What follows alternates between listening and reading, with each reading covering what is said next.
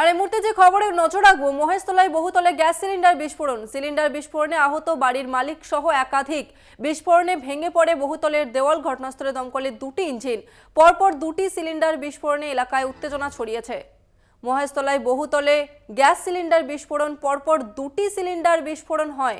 Cylinder বিস্ফোরণে আহত বাড়ির মালিক সহ একাধিক। ঘটনাস্থলে দমকলের দুটি ইঞ্জিন রয়েছে। এই মুহূর্তে আপনারা সেই ছবি দেখতে পাচ্ছেন যেখানে গ্যাস সিলিন্ডার ফেটেছে এবং সেই বাড়ির ছবি আপনাদের সামনে তুলে ধরছি। পরপর দুটি সিলিন্ডার ফেটে বিস্ফোরণ হয় মহেশতলার বহুতলে গ্যাস সিলিন্ডার বিস্ফোরণ। বাড়ির একাংশ থেকে কালো ধোঁয়া বেরোচ্ছে, সেই ছবি আপনারা এই মুহূর্তে দেখতে পাচ্ছেন। বাড়ির দেওয়াল ভেঙে পড়েছে সিলিন্ডার বিস্ফোরণে।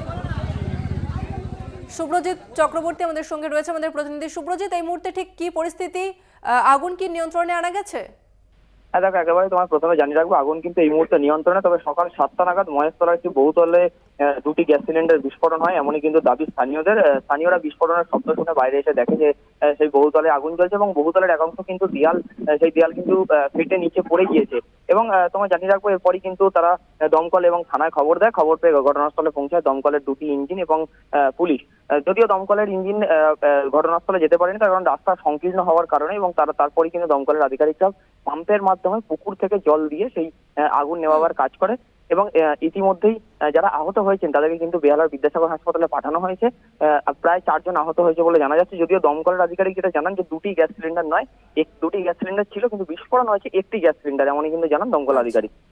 ধন্যবাদ শুভ্রজিৎ। আপনাদের আরো একবার জানিয়ে রাখবো, মহেশতলার বহুতলে গ্যাস সিলিন্ডার বিস্ফোরণে আহত বাড়ির মালিক সহ অনেকে। এবং প্রথমে একটি সিলিন্ডার বিস্ফোরণ হয় এবং তারপরই আরও একটি সিলিন্ডার বিস্ফোরণ হয় এবং মহেশতলার বাড়ির মালিক সহ আহত যারা রয়েছেন তাদেরকে ইতিমধ্যেই হাসপাতালে ভর্তি করা হয়েছে।